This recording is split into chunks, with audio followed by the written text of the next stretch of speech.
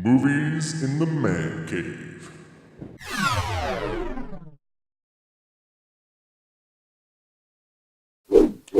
Welcome to a mini episode of Movies in the Man Cave. We got the laptop out, so that means another episode of Flickchart. So, we're going to jump right into it. You should know what this is by now. We're just going to compare movies and have a little discussion and make our best movie list of all time. So, our first lineup is Labyrinth versus Alien Resurrection. I am a huge Labyrinth fan. Saw the movie when I was a kid. Rewatchability for me is off the charts. Stupid quotes in there and everything. Labyrinth for me. That's Jim Henson too, isn't it? Yeah. You know, and pretty much anything that company puts his hands on is Yep. a lot of fun. Kind of trippy, cool stuff in it. Oh yeah, definitely trippy. Yeah, good movie, and it holds up well. I think kids today would like it, where that doesn't always hold true. It's the Muppets, man. Like, Yeah. it's not Yeah. bad computer graphics or anything. I liked Alien Resurrection well enough. I mean, Yeah. good space horror movie, but yeah, I would say Labyrinth's the better movie. Okay, our next lineup puts two very different movies together. We have Fantastic. Schindler's List versus RoboCop. Ooh. Wow. I like both of those movies a lot. Actually. Yeah, they're both very good. God. Immediately, you want to say Schindler's List just so people's not like, Yeah. how could you make RoboCop over Schindler's List? But, you know, give it some thought. Give it some Yeah, thought. I'd probably go with RoboCop. Yeah? Just because it, doesn't make me sad. Yeah. And they, It depends what you like. If you're in the mood for, like, yeah, if you don't want to feel like going home and crying afterwards, you want to watch RoboCop. right. Yeah, so my vote's for RoboCop. You're an idiot. How can you pick that over Schindler's List? I will pick Schindler's List. I do like RoboCop a lot, too. And I like the second RoboCop, too. Schindler's List, obviously, It's a great movie. it is a great, I mean, and it is very depressing, and Yeah, and I But- think that's the main reason why I'm picking RoboCop. Is RoboCop's just shoot 'em up, blow it have up. some fun in a future world. Okay, looks like we have two comedies on tap here. We have Fantastic. Grumpy Old Men going against Ghostbusters. Oh, Yeah. man, I'd probably go with Ghostbusters. Just nostalgia there. But yeah, Grumpy Old Men's fantastic. I definitely have to go with Ghostbusters. I'm pretty sure it's in my top 10 here on the list on Flickchart. Bill F. and Murray, again, he's always coming up on our Showing show. up everywhere. But wonderful, wonderful movie. So funny the whole way through. Yep.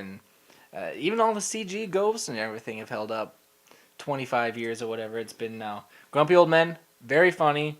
It almost, hits home because was it in Minnesota that it takes place? And you definitely feel like Oh yeah, that could be right, that could be right out of the lake an hour away Definitely. going on. So, a lot of fun, but tough to beat Ghostbusters. That's a, true. That's a tough task. Yeah. We have Road Trip versus Phone Booth with Colin Farrell. Oh boy, it's kind of different. I like that. They're kind of different. Me personally, I did not care for Phone Booth. It was an interesting Really? premise Okay. that a whole movie would take place in a Yeah. phone booth, but at the same time, a whole movie takes place in a phone booth. So it's like, how great can this be? Road Trip, I don't really get into maybe some of the American Pie movies and stuff, but as far as college raunchy humor movie, I really like Road Trip. So Yeah. that's going to be my choice. Go with that. Road Trip had Tom Green in there, and I am a huge Tom Green fan. I used to watch his show all the time. So my vote's got to go with that, just for the sheer fact that that's Tom Green. So. Okay. What do you think of Phone Booth? Phone Booth, it was good. I actually saw that one in the theater. It held my attention, at least.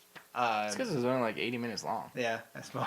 I think this will be maybe our last one for this week. We have Click with Adam Sandler, Waterworld with Kevin Costner. And Jack Black. And Jack Black has a very, very minor role in Waterworld. 1 second, It's true. probably. Click is gonna get my vote for that.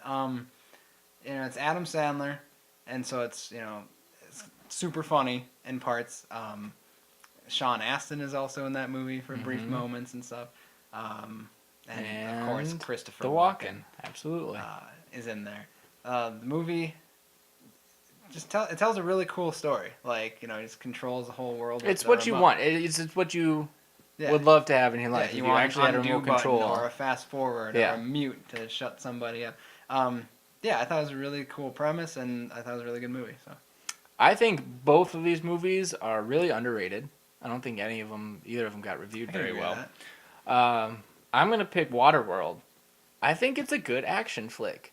I don't understand why it gets berated Yeah, so no. badly. I mean, I think it's good action, and I like Kevin Costner a lot. Mhm. It could happen. The polar ice caps could melt. We could turn into a water world. Yeah, and we'd have sweet like sailboat things. Yeah. And it's got Dennis Hopper's the bad guy Yeah. in that one, right? He's a good villain. Yeah. So I'm gonna pick Waterworld. So go to flickchart.com and sign up and make your best movie list of movies all the time and see how you might be surprised. Yeah. So Hey, I was thinking about going to like JL Beers tonight. For Right. you just would cut or what? Nope. Okay, we'll see you next week for a full episode. Yes. Random guy. Okay, bye. Transformers. Robots in disguise.